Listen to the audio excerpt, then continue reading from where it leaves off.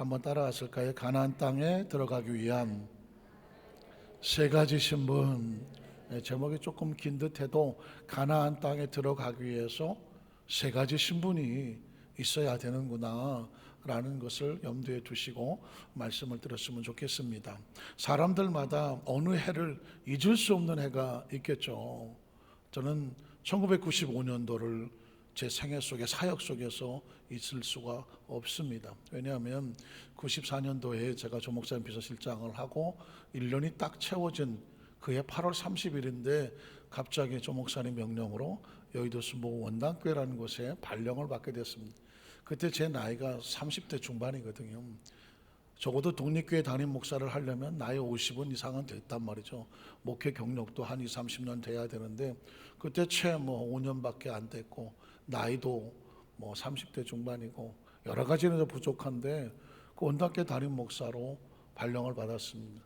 그렇다고 그 교회에서 프랜카드를 붙이고 목사님 어서 오십시오 환영하고 취임식 준비할 수 있는 그런 상황이 아닙니다. 왜냐하면 그 교회 사정을 제가 계속 그 전부터 알고 있었거든요. 보고가 올라왔는데 한 1,500명 하던 성도가 여러 가지 분쟁과 어려움과 문제로 인해서 불과 1년 사이 600명, 700명으로 무너져 내리고 곧 공중분해될 그럴 상황에 있었거든요. 정말 아주 침울하고 깜깜한 그 문제 속에 나락으로 떨어지는데 그런 교회에 제가 담임 목사로 발령을 받았습니다. 정말 어찌할 줄을 몰랐겠죠.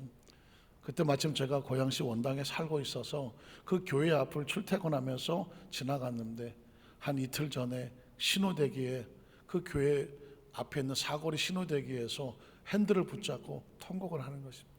하나님 아시지 않습니까?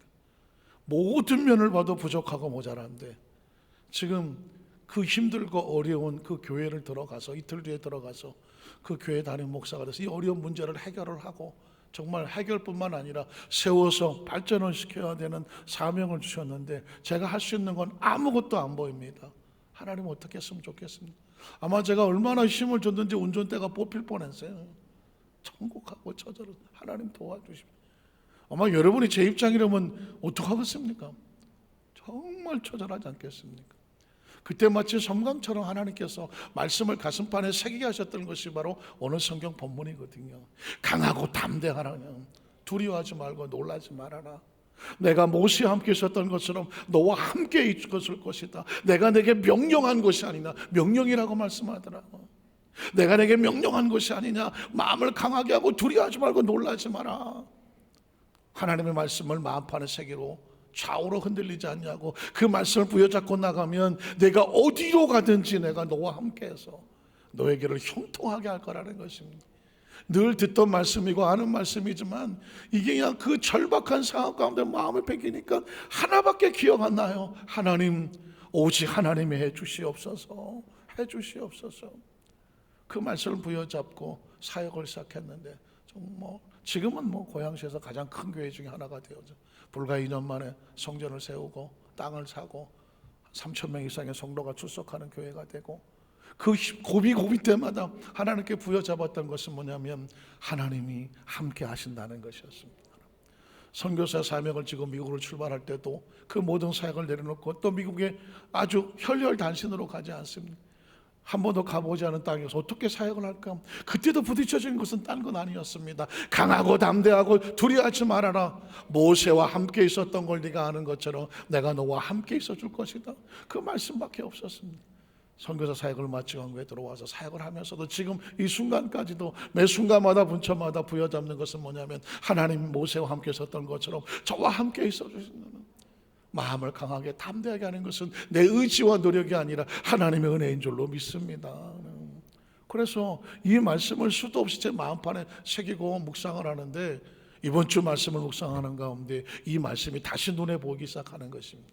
그 말씀을 묵상하는데 보니까 아하, 가나안 땅이라고 하는 축복의 약속의 땅에 들어가기 전에 하나님께서 우리 마음속에 세 가지의 신분을 확인시켜 주고 있구나. 약속의 땅은 그냥 들어가는 것이 아니라 네 마음속에 반드시 알아야 될 네 자신에 대한 정체성이 필요한데 그 세 가지가 보이는 거예요. 오늘 그 세 가지를 함께 상고하면서 은혜 나눴으면 좋겠습니다. 첫 번째는 뭐냐면 이 가나안 땅에 들어가기 위한 하나님의 축복의 자녀들은 반드시 그 땅에 들어가도록 어떻게 된 자들일까요? 약속된 자는. 한번 따라하세요. 약속된 자. 약속된 자. 운이 좋고 재수가 좋아서 누구를 붙어서 가나안 땅에 들어가는 것이 아니라 이 약속의 땅에 들어가도록 우리에게 약속된 자라는 것입니다. 약속된 자. 약속됐다는 사실은 얼마나 귀하고 감사한지 모릅니다. 제가 그 전에 미분양 아파트를 하나 분양을 받아서 일산에서도 조금 구석진 곳에, 구석지니까 이제 미분양이 됐겠죠. 그렇지만 뭐 전세로만 살다가 그 미분양 아파트라도 이제 분양을 받아서 한 3년 뒤에 들어가는 것이에요. 그러니 오다 가다 올 때도 아직 땅 파고 앉아 있는데도 지나만 가도 얼마나 뿌듯한지 몰라. 반응이 있으신 분은 경험해 보신 분이고요. 그냥 반응이 없으신 분들은 아유 어쩌다가 그 지경까지 갔어 이러실지도 몰라요. 그런데 여러분, 전세만 남의 집 살이 하다가 내 집이라도 하나 이렇게 해서 분양이 돼갖고 비록 좀 외곽이라고 할지라도 공사하는 거 지나가기만 해도 얼마나 마음이 뿌듯한지 몰라. 왜냐하면 그 아파트의 어느 한 부분은 나에게 뭐가 됐을까요? 분양계획서를 쓰는 순간 약속이 됐기 때문에 그래. 약속이 됐기 때문에. 저 주변에 하나는 한 집은 내 거야. 그러니까 그 약속됐다는 것이 아주 특별한 관계를 만들거든요. 하나님께서 우리에게 가나안 땅에, 축복의 땅에 들어가게 하실 때 하나님은 우리에게 그냥 환상과 비전만 주지 않습니다. 하나님의 약속을 주시는 것입니다.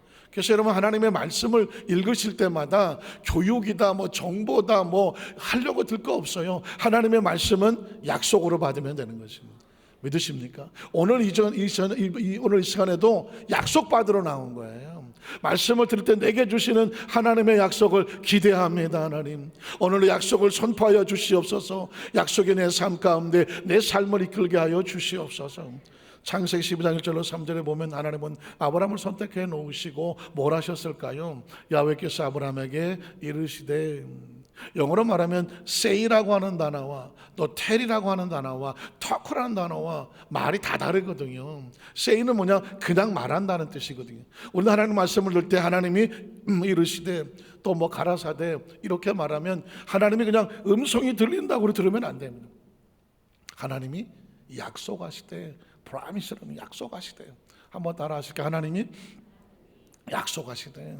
그러면 얘기가 달라지죠. 의미가 생각 들지 않습니까? 너는 너희 고향과 친척과 아버지 집을 떠나서 내가 내게 보여줄 땅으로 가라. 그러면 어떤 약속이 있는데요? 그 다음 절에 보면 내가 너로 큰 민족을 이루고, 약속입니다.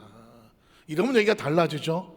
그냥 듣는 게 아니, 이 길로 들어와서 이 길로 빠져나가는 것이 아니라 말씀을 내가 받으면, 약속으로 믿으면, 그 약속에 아멘을 하면 그 약속의 의미가 나에게 이루어지게 되는 것입니다. 믿으십니까? 그래서 말씀을 믿는다, 우리가 말씀을 듣고 그 말씀 안에 우리의 삶의 신앙의 고백을 하는 이유는 딴 게 아닙니다. 약속을 믿습니다. 하나님은 우리에게 그냥 말하지 않습니다. 약속을 하시는 거거든요. 내게 복을 주어 내 이름을 창대하게 하리니 너는 복이 될 것이다. 이걸 뭐라고 말해요? 약속이죠. 너를 축복한 자 내가 복을 내리고 너를 저주한 자 내가 저주하리니 땅의 모든 족속이 너로 말미암아 복을 얻을 것이니라. 하나님의 일방적인 선포가 아닙니다. 하나님은 약속하고 있는 것입니다. 약속이란 뭐냐? 그 말하는 사람의 약속을 내가 나도 믿습니다, 약속대로 하겠습니다 라고 하면 약속은 내 것이 되는 것이거든요. 그걸 레마라고 말하지 않습니다. 하나님이 말씀하시면 그 말씀의 약속을 내가 믿습니다, 그 말씀대로 이루어질 줄로 믿습니다 라고 말하면 이제 그것은 나에게 주는 레마, 하나님이 직접 하시는 말씀이 되는 것이죠. 그랬더니 4절에 보니까 이 아브라함이 야훼의 말씀을 어떻게 하고 따라갔다고 말하고 있습니다. 정말 눈에는 아무것도 안 보이고 귀에는 아무것도 안 들리고 아무것도 손에 잡히는 것이 없고 내 앞은 칠흑같이 캄캄하지만 아브라함이 뭘 하겠습니까? 가본 적도 없는 길을 뭘 믿고 따라갑니까? 약속을 믿고 따라가는 것입니다. 하나님 말씀을 따라갔고라는 얘기는 뭐냐? 아브라함이 잘 들어보니까 약속이거든. 그러니까 따라가면 약속을 믿고 간 것이기 때문에 약속대로 될 줄로 믿습니다. 그래서 롯도 그와 함께 갔으며 아브라함이 하란을 떠날 때에 75세였더라. 자, 하나님은 순간순간마다 아브라함에게 나타나실 때마다 뭘 확인할까요? 너 아직 내 약속 믿지? 아직 내 약속 기억하지? 내가 너에게 준 약속은 이거잖아 하면서 말씀하는 게 창세기 15장 1절 5절에 보면 이후 야훼의 말씀은 뭐다? 약속이죠. 오늘은 여러분 물어만 보면 약속이라 그러죠. 그러면 99.9%는 맞아. 야훼의 말씀은 그냥 들린 게 아니라 야훼의 무엇이? 약속이 환상 중에 아브라함에게 임하여 이르시되 아브라함아 두려워하지 말아라.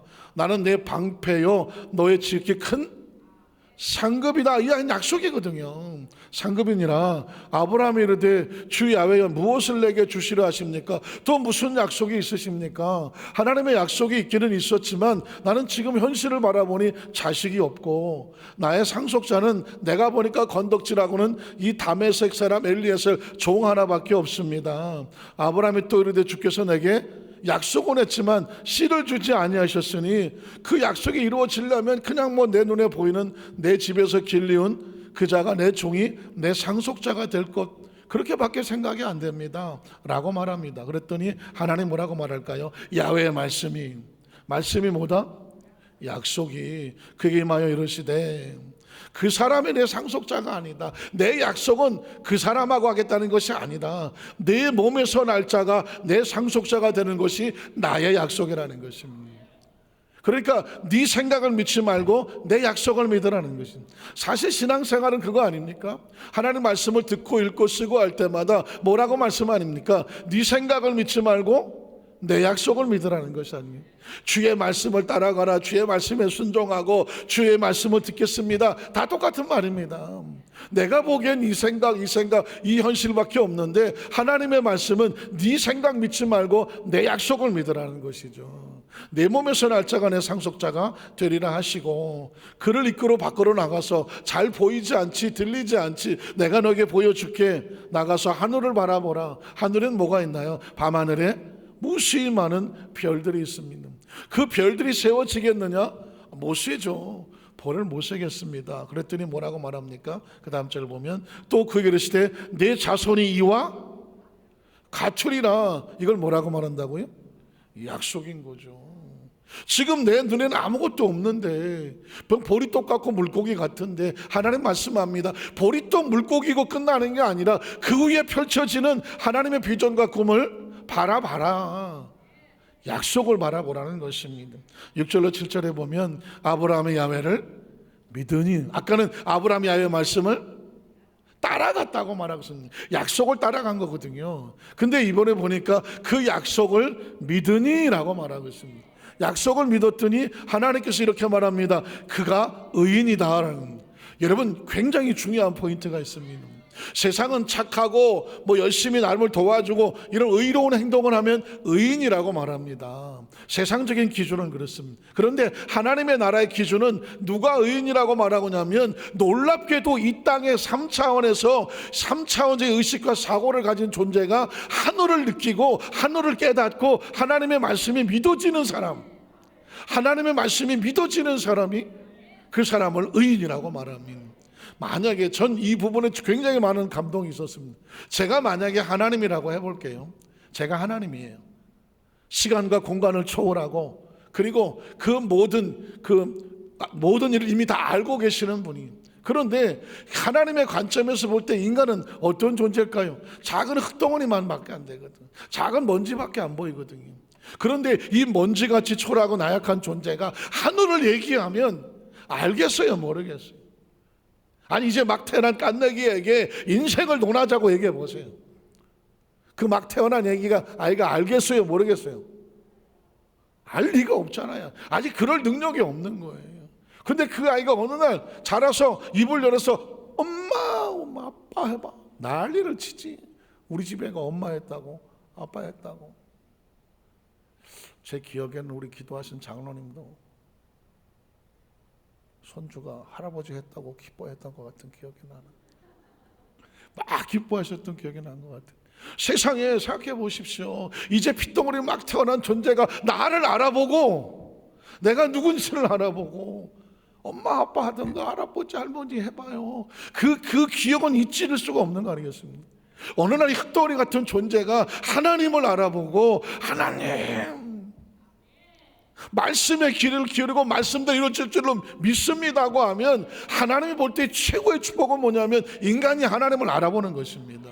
하나님의 약속을 믿는 겁니다. 아브라함이 하나님의 말씀을 믿으니 야, 이제 네가 현실을 바라보고 상황을 바라보는 것이 아니라 내 약속을 믿어주는구나, 네가 의로운 자다 라고 말씀하는 것입니다. 그래서 여러분, 본문은 바뀔지 몰라, 시대도 바뀌고요, 사람도 바뀌어요. 그런데 하나님은 바뀌지 않잖아요.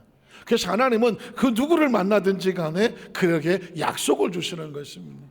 여호수아 1장 5절에 보면 본문은 약속으로 해석됩니다.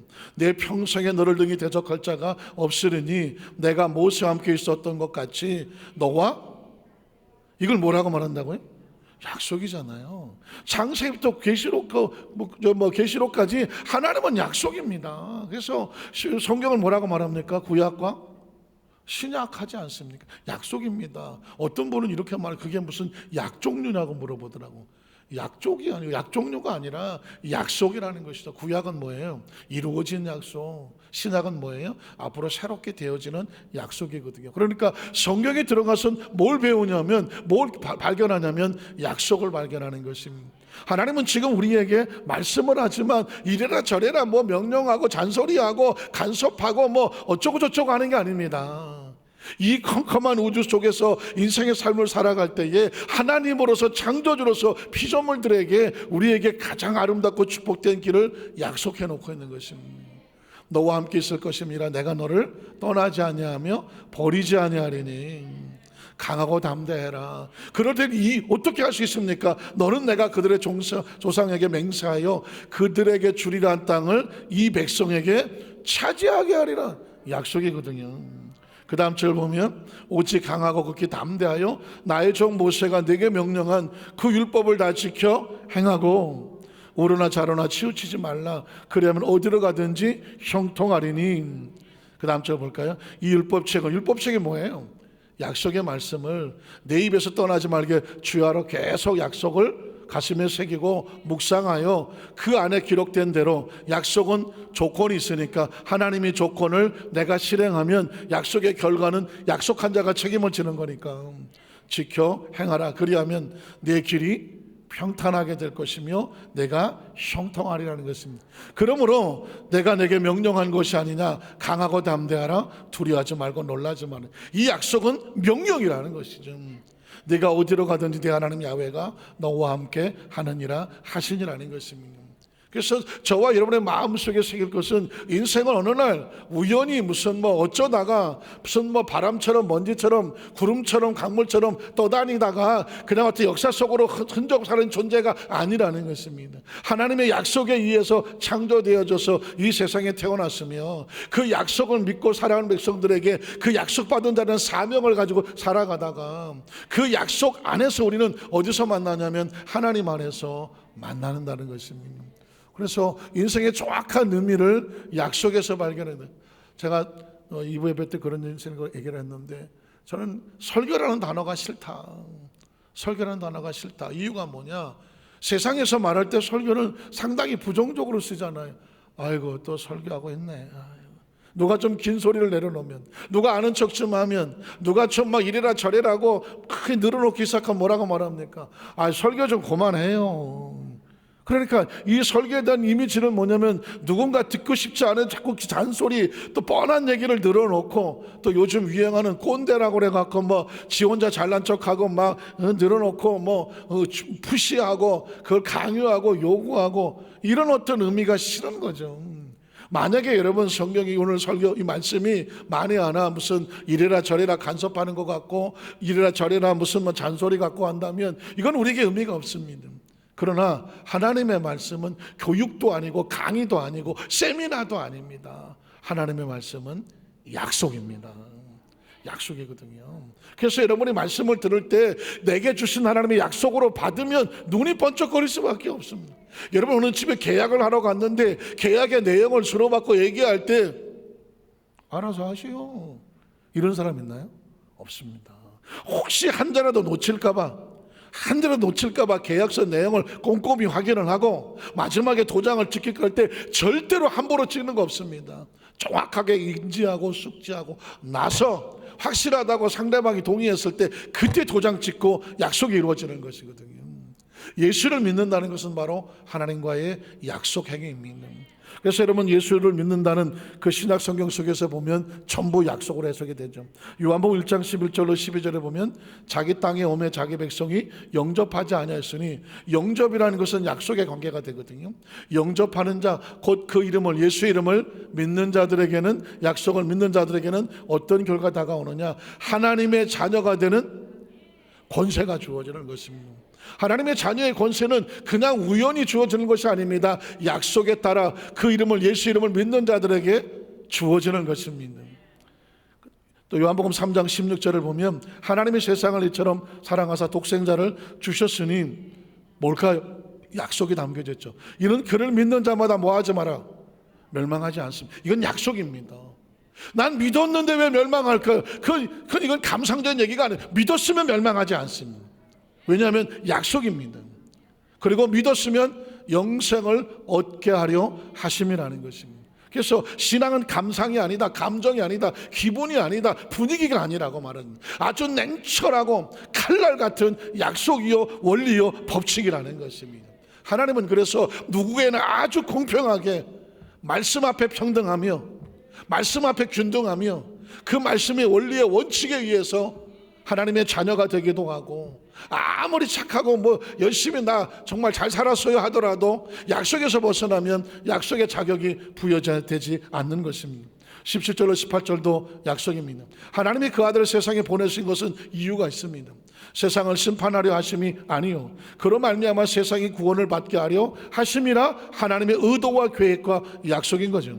그 다음 절 보면, 그래서 그를 믿는 자는 심판을 받지 아니하는 것이요 믿지 아니하는 자는 하나님의 독생자 이름을 믿지 아니함으로 법칙에서 벗어났으니까, 약속을 지키지 아니었으므로 이미 벌써 심판을 받은 것이다. 여러분, 그런 관점에서 성경을 읽으실 때에 약속을 찾아서 읽어보시면 아주 무궁무진한 하나님의 약속이 나올 겁니다. 마태복음 8장 16절로 17절에 보면, 왜 예수님은 치유를 하실까? 예수는 왜 치유 사역을 하실까? 약속이 있기 때문입니다. 저물매 사람들이 귀신 들린 자를 많이 데리고 예수께 오거늘 예수께서 말씀으로 귀신들을 쫓아내시고 병든들 다 고치셨습니다. 이유가 있을 거 아닙니까? 이런 선지자 이사야 선지자를 통하여 하신 약속의 말씀에, 예언의 말씀에 메시아가 오면 이렇게 한다는 것입니다. 뭐랄까요? 우리 연약한 것을 친히 담당하시고 병을 짊어지셨다 함을 뭘 이룹니까? 약속을, 예언을 이루는 것입니다. 그러니까 예수님은 병든 자를 보고 외면하지 않는 이유, 병든 자를 찾아가서 고치시는 이유, 어떤 병이지 얼마나 오래됐느냐, 너 뭐 하다가 이런 병에 걸렸느냐, 불쌍히 여기고 연약하고 그들을 긍휼히 여길 검정 따지고 비판하고 정죄하지 않는 이유가 뭐냐? 약속이 그래요. 약속이 그래요. 우리 연약한 것과 우리의 무거운 짐을 짊어지시기로 약속을 하셨기 때문에 그랬어요. 그러니까 예수님은 누구든 평가하지 않잖아요. 누구든 비난하지 않잖아요. 누구든 손가락질하지 않잖아요. 심지어 세리요, 장녀요, 강도라고 할지라도 그가 돌이켜 그 연약함에서 나와서 달려나오면 내가 원하노니 깨끗함을 받을 지어다. 왜 그렇게 할까요? 기분이 좋아서? 친척이라서? 불쌍해서? 아닙니다. 법칙이 그렇습니다. 그러니 저와 여러분도 하나님 앞에 나와서 치유를 원할 때, 치유를 구할 때 주님 나 같은 사람도 될까요가 아닙니다. 약속을 믿고 나면 약속에 근거하여 내 믿음대로 될지어다입니다. 로마의 백부장이라고 할지라도 주님 앞에 나와서 말씀이면 됩니다. 말씀이 뭐니까? 약속이니까 믿음대로 될지어다 말씀하는 것입니다. 그러니까 성경을 통해서 우리가 확신할 수 있는 힘과 파워와 근거는 뭐냐? 하나님의 약속을 이루려 하시는 것입니다. 고린도서 8장 9절에 보면 축복도 약속입니다. 우리 주 예수 그리스도의 은혜를 너희가 알거니와 그가 부유하신 이로서 너희를 위하여 가난하게 된 이유가 있습니다. 그 이유는 뭐냐? 우리로, 그의 가난으로 말미암아 우리로 부욕해 하려고 하는 약속이 있기 때문입니다. 약속이 있기 때문이죠. 그러니까 여러분, 예수를 믿는다는 것은 감정과 기분이 아니라고 말했죠. 우리 예수님 무조건 믿어라도 아닌, 저는 그래서 말씀을 나눌 때 여러분에게 가급적 성경적 근거를 정확하게 원리 원칙 법칙으로 여러분에게 가르쳐 드리려고, 그것을 보여드리려고 애를 쓰는 이유는 뭐냐면, 저는 아주 어렸을 때부터 예수를 믿었고 어쩌면 무조건 믿었는지도 모르고 그냥 믿음이 먼저 앞섰고 나중에 생각이 따라오게 되었었죠. 알고 보니까 무조건 믿는 것도 좋으나 성경은 무조건 믿으라는 얘기가 아니라 정확한 논리와 원리와 근거와 법칙을 가지고 우리에게 갖다 대고 있단 말입니다. 그런데 그게 뭐냐? 하나님의 말씀이거든요. 그래서 여러분, 저희가 할 수만 있으면, 어떤 성경 속에 문제가 있으면 거기에 대한 근거를 대는 거죠. 우리가 왜 부유한 자가 되어야 되며 우리가 축복된 자가 되어야 하느냐?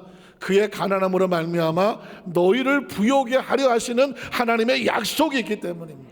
때문에 예수님 스스로 가난한 자가 되시고 연약한 자가 되어주시고, 여우도 굴이 있고 공중에 나는 새도 둥지가 있지만 인자는 머리 둘 곳이 없다라고 한 이유가 뭘까요? 그의 가난함으로 말미암아 너희로 부욕케 하려 하심이라는 것입니다.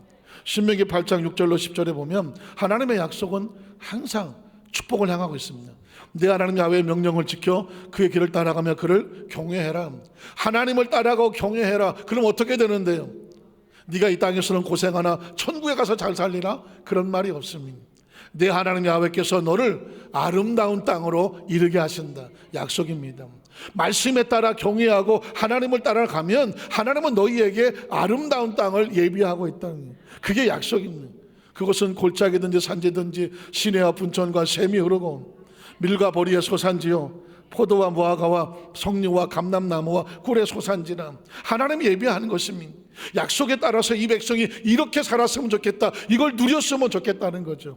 내가 먹을 것에 모자람이 없었으면 좋겠다, 너에게 아무 부족함이 없는 땅을 가졌으면 좋겠다, 그 땅에 돌은 철이요 산에는 동을 캘 것이라 자원이 풍부했으면 좋겠다, 내가 못 먹어서 배고파 죽는 것이 아니라 내가 먹어서 배부르고 그것이 내 하나님 야훼께서 주신 땅으로 말미암아 그 하나님을 뭐 했으면 좋겠다?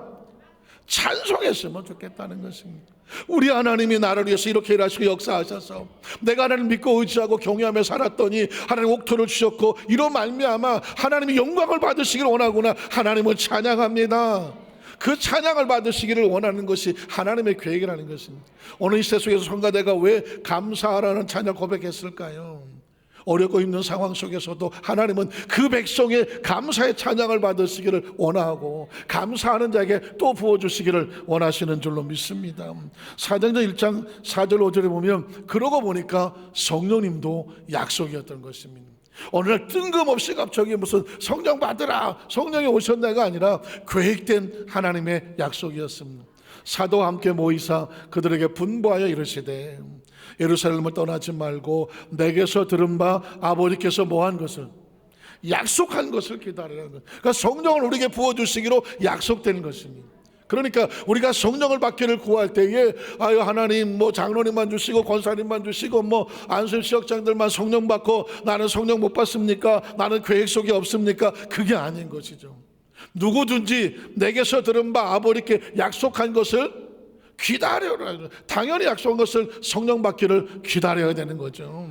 그 다음처럼 요한은 물론 침례를 베풀었으나 너희는 몇 날이 못되어 성령으로 침례를 받게 되는 것입니다. 받게 되는 것입니다. 누구는 되고 누구는 안 되는 것이 아니라 받게 되리라, 받으리라고 말씀했습니다. 그래서 성경 속에 하나님 그 단어 하나 속에 하나님의 의도가 숨겨진 걸 발견해야 돼. 아, 나는 성령을 뭐 하게 돼 있다? 받게 돼 있어. 왜? 무엇으로? 약속으로 구하고 찾고 문을 두드리고. 하나님은 여러분 성령 세례 뭐 아직 못 받으셨거나 시간이 걸리더라도 절대로 실망하지 마십시오. 저도 7년 걸렸어요. 7년 걸렸어요. 왜? 제가 장로교에서 신앙생활을 하다가 성령의 있음도 알지 못하고, 장로교에서 성령은 나중에 목사님이 축도할 때 하잖아요. 성령의 감화, 내주, 교통 엄청 길어요. 막 심히 있어서 성령님은 맨 나중에 한번 등장하시고 뭐 성령에 대해서는 알지도 못했거든요. 순복음교회 오니까 가장 먼저 좋으신 하나님 성령이 오셨네. 성령님을 찬양을 하더라고요. 성령을 알 수가 있어야지 뭐. 그래서 성령 세례는 지금과 같이 약속된 거라고 누가 말을 해줘야지. 어쨌든 무조건 성령 받으라고 말하고 막 이러니까, 또 성령 받으려면 뭐 저 삼각산 가서 소나무 하나는 뽑아야 된다고 말하니까 뽑으러 올라갔지 뭐. 그래서 삼각산 가서 기도도 하고 뭐 이랬지만 내 안에 성령이 약속된 것을 모르니까, 그래서 오늘은 안 주는가 보지, 뭐 나는 아닌가 보지, 이게 자꾸 포기하고 내리고 포기하고 그랬었는데, 나중에 제가 오산의 기도원에 금식기도원 가서 금식하고 굴에 들어가서 갑자기 마음에 소원이 생겨서 굴에 들어가서 하나님께 엎드려 기도할 때 약속된 것을 믿고 성령님을 간절히 사모하니까 정말 하나님께서 은혜로 아주 자연스럽게 성령을 부어주시고, 뭐 늘 하시는 것처럼 성령 세례 받고 나온 사람은요, 받기 전과 받고 나서 세상이 달라지니까 전혀 다른 차원이 펼쳐지니까. 그래서 예수님께서도 승천하시면서 제자들에게 꼭 해주고 싶었던 게 뭐냐면, 이제는 너희가 성령을 받아라. 한번 따라, 이제는 너희가 성령을 구하고 찾고 두드려라. 그럼 뭐가 임해요? 성령이 받게 된다고 말씀하고요. 그래서 사랑하는 우리 여도수만달교회 성도들은 매 순간마다 성령 충만 받으시면은 재충만을 구하시고, 성령 세례 있음도 듣지 못했다고 하면 제가 그 악보이던 찬양을 하면서 보혜사 성령님 우리 곁에 계셔서 항상 곁에 계시고 지켜주시고 소와 성령님을 믿습니다. 성령의 능력을 옷 입게 하여 주시옵소서. 약속이니까. 여러분, 천국은 어떻게 갈 것 같아요? 천국도 약속입니다. 요한복음 14장 1절로 3절에 보니까 너희는 마음에 근심하지 말아라. 하나님을 믿으니 또 나를 믿어라. 내 아버지 집에 거할 것이 많도다. 그 나하고 무슨 상관이 있어요? 하나님의 나라에 하나님께서 거할 집이 많은 게 나하고 무슨 상관이 있어요? 그런데 그렇지 않았으면 너에게 일렀으리라. 내가 너희를 위하여 거처를 예비하러 간다. 우리를 위한 거처를 예비하신다고요? 그 다음 절에 보면 너희를 위해 거처를 예비하면 내가 다시 와서 너희를 내게로 영접하여 나 있는 곳에 너희도. 이게 뭐예요? 약속인 거죠. 우리가 뭘 어떻게 해서가 아니라 예수님이 예비하시고 그 약속의 거처에 우리를 데리러 오신다고 말씀하는 거예요. 그곳에 있게 하리라. 뭐 한 겁니까? 약속한 것입니다. 천국은 어떻게 간다? 약속을 믿고 가는 것이죠. 그러니까 우리가 우리 천국 집이 어떻게 되고 이건 우리 영역이 아닙니다. 약속을 믿으면 하나님의 약속대로 우리를 천국으로 인도하여 주시는 줄로 믿습니다. 신앙생활은 쭈삣거리면 안 돼요. 제가 아마 여러분 잘 못 들어보셨을 거예요. 제가 그런 기도하잖아요. 우리 여도수만장에 어디 세상 갔다 쭈삣거리지 말고, 빌빌거리지 말고, 눈치 보지 말고, 기웃거리지 말고, 그냥 어디 가서도 이런 거 군대 말인데 쭈그리 하지 말고 그냥 강하고 담대하고 자신 있고 당당하라고 말하잖아요. 하나님의 자녀가 당당해야지. 하나님의 자녀, 하나님 약속된 존재들이니까. 제가 아까 그랬잖아요. 분양 계획서를 가지고 있으면 누구는 좋겠다, 이런 데 살면 좋겠어, 아파트 살아봤으면 좋겠다.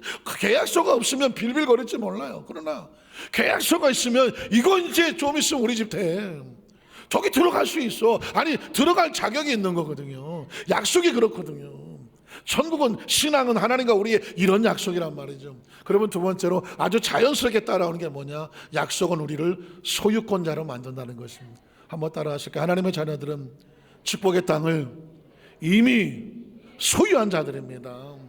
가나안 땅의 고민은 뭐냐면 12명의 정탐꾼이 보고 왔는데 10명이 보니까 아직 들어가지는 않았는데 저 땅에 들어갈 능력이 없어 보이는 거예요. 뭔가 힘들고 어려워 보이는 거예요. 아직 우리 거 같은 게 아닌 거예요. 그래서 그냥 저게 우리 거 아닌가 봐, 도망가자고 뒤로 도망가는 것입니다. 그러나 여호수아 갈렙은 이렇게 말하잖아요. 하나님이 기뻐하셔서 우리를 약속대로 들어가게 하시면 그 땅은 우리의 것이라고 말하거든요. 이건 뭐냐? 소유권을 가진 자와 소유권을 알지 못한 자가 반응을 보이는 것입니다. 하나님의 축복은요, 예수 그리스도 말미암아 우리에게 소유를 선포하고 있습니다. 이제 이 시간 이후에 저와 여러분의 신앙생활은 뭐냐? 이미 우리는 축복을 받은 자, 이미 하나님의 은혜를 받은 자, 하나님의 자녀 된 자, 약속 안에 있는 자, 하나님 우리에게 주시겠다고 약속했다면 우리 이미 받은 자란 말이에요. 받은 자. 하나님 바로 그걸 가르쳐 주시라고 말씀에 계속 반복을 하십니다. 신명기 6장 10절로 11절에 보면 내 하나님 야훼께서 내 조상 아브라함과 이삭과 야곱을 향하여 내게 주리라 맹세해 놓았어요. 그럼 누구 땅이에요? 우리 땅이지. 그러니까 이미 소유권을 가졌으니까 그 땅에 들어가기를 두려워하지 말고 뭘 고민해야 되냐면 그 땅을 지킬 것을 고민해야지. 그 땅에 들어가거든 이미 소유된 자라서 그 땅을 지켜야 되겠구나. 어떻게 지키나? 이걸 고민해야지. 설마 들어갈 수 있을까 없을까? 그 소유에 대해서 의심하지 말라는 것입니다. 주리가 맹세하신 땅으로 그 다음 절 보면 너를 들어가게 하시고 그 땅에 내가 건축하지 아니한 그거 아름다운 성읍을 얻게 하시며 내가 채우지 아니한 아름다운 물건이 가득한 집을 얻게 하시며 내가 파지 않은 우물을 차지하게 하시며 소유 내가 심지 않은 포도원과 감람나무를 차지하게 하셔서 내가 배불리 먹게 하실 때에 너는 뭐 하냐면 이게 정말 내 건가? 내가 누려도 좋은가? 이거 의심하지 말고 너는 조심하여 너를 애굽 땅 종되었던 집에서 인도하여 내신 소유를 갖게 하신 하나님을 잊지 말고 네 하나님 야훼를 경외하며 그를 섬기며 그의 이름으로 맹세할 것이다. 소유는 의심하지 말고 지킬 것을 염려하라는 것이죠. 그래서 성경은 계속해서 우리에게 하나님께서 뭐가 붙은 것 같아 자꾸 뜯어내는 거죠.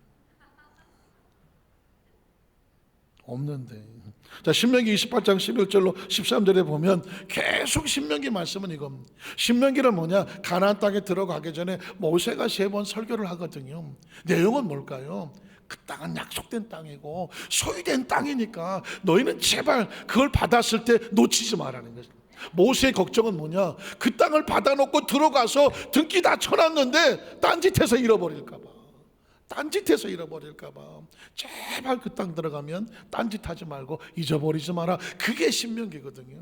오늘 28장도 막 야훼께서 내게 주리라고 내 조상들에게 맹세하신 땅에서 내게 복을 주사 내 몸의 소생과 가축의 새끼와 토지의 소산을 많게 될 것이며 야훼께서 너를 위해서 하늘의 아름다운 보고를 열어주시며 내 땅의 때를 따라 비를 내려주시고 다음 절에 보면 내 손으로 하는 모든 일에 복을 주실 것이니 내가 많은 민족이 꾸어줄지라도 너는 꾸지 아니하게 될 것이고 야훼께서 너를 머리가 되고 꼬리가 되지 않게 하시며 위에만 있고 아래 있지 않게 하시리니 그때 오직 너는 내가 오늘 내게 명령하는 내 하나님 야훼의 명령을 듣고 지켜 행하며 그래서 어떻게 해요?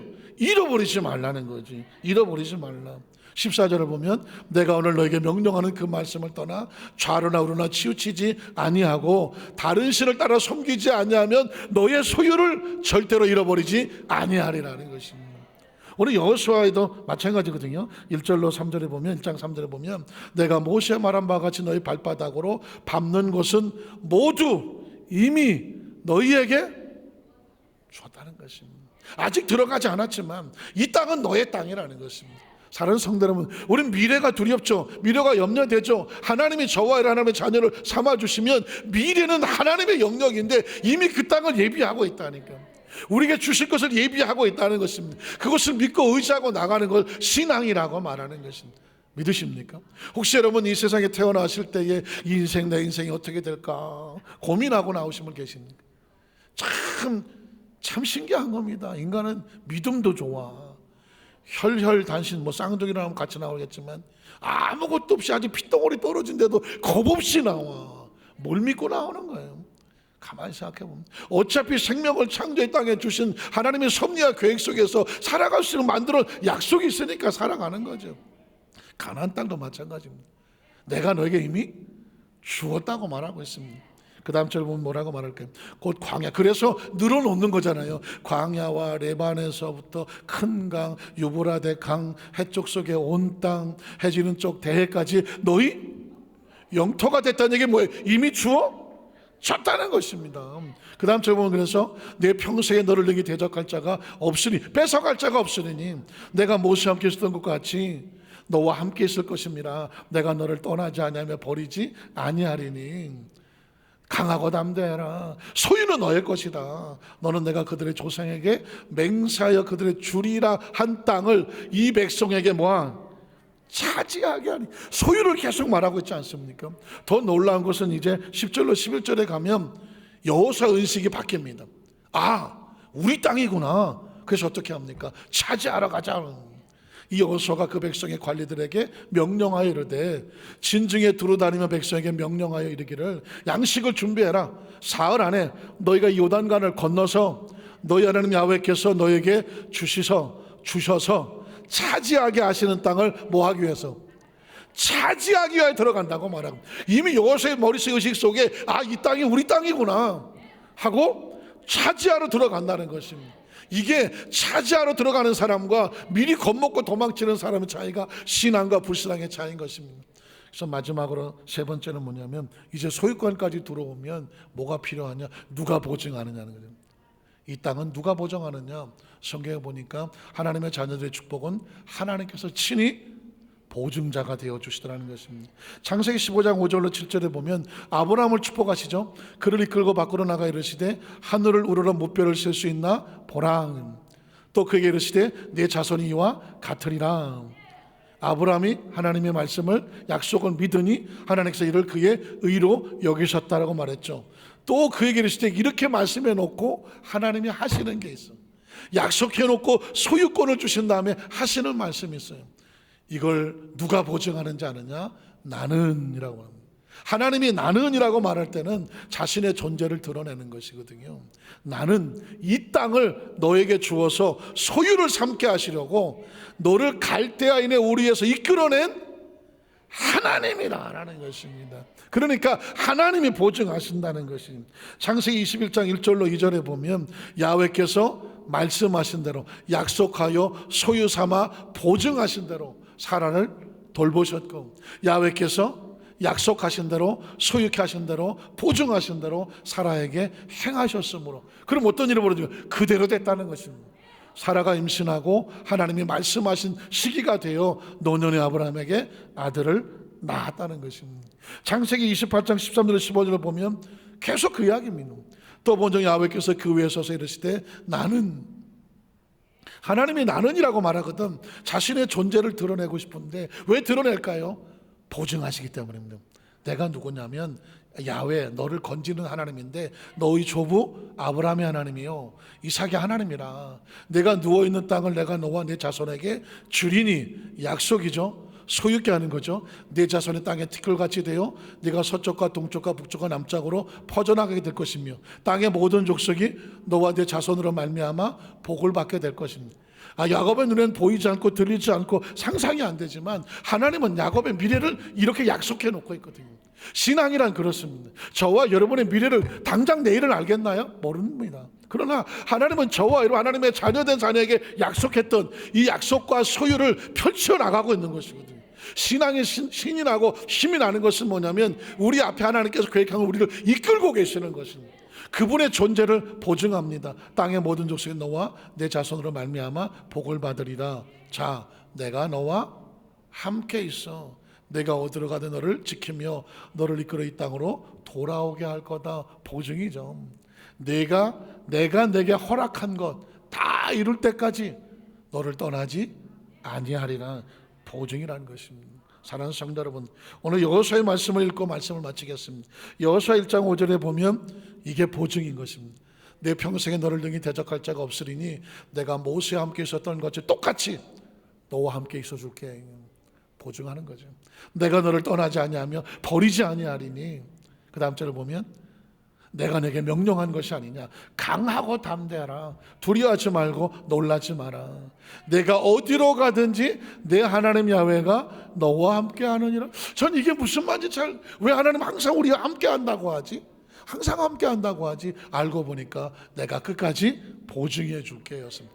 그래서 마태복음 28장에도 보면 그 말이 나오더라고요. 예수께서 나와 말씀하여 이르시되 하늘과 땅의 모든 권세를 내게 주셨으니 그럼 너희는 가서 모든 민족을 제자로 삼아 아버지 아들과 성령의 이름으로 침례를 베풀고 내가 너에게 분바 모든 것을 가르쳐 지키게 하라. 볼지어다 내가 세상 끝날까지 너희와 항상 함께 있으리라 하시니라. 왜 이 말을 항상 주님의 말은, 하나님의 말씀은 이 말로 마칠까? 항상 너와 함께 하시를 마칠까? 이유를 보니까 보증하시는 것입니다.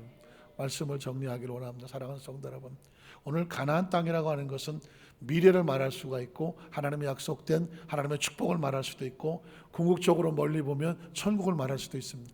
오늘 이 하나님의 자녀들의 가슴 속에 약속된 자, 소유된 자, 보증된 자, 그건 하나님이 하시는 것입니다. 이 말씀을 꼭 가슴에 새기시고 어디를 가더라도 하나님의 약속을 기대하시고 하나님이 주시는 소유를 기대하시고 그의 보증을 기대하고 가십시오. 그 보증은 세상 끝날까지입니다. 그 약속의 축복의 주인공인 것을 주님의 이름으로 간절히 축복하고 축원합니다. 기도하겠습니다. 하나님 아버지,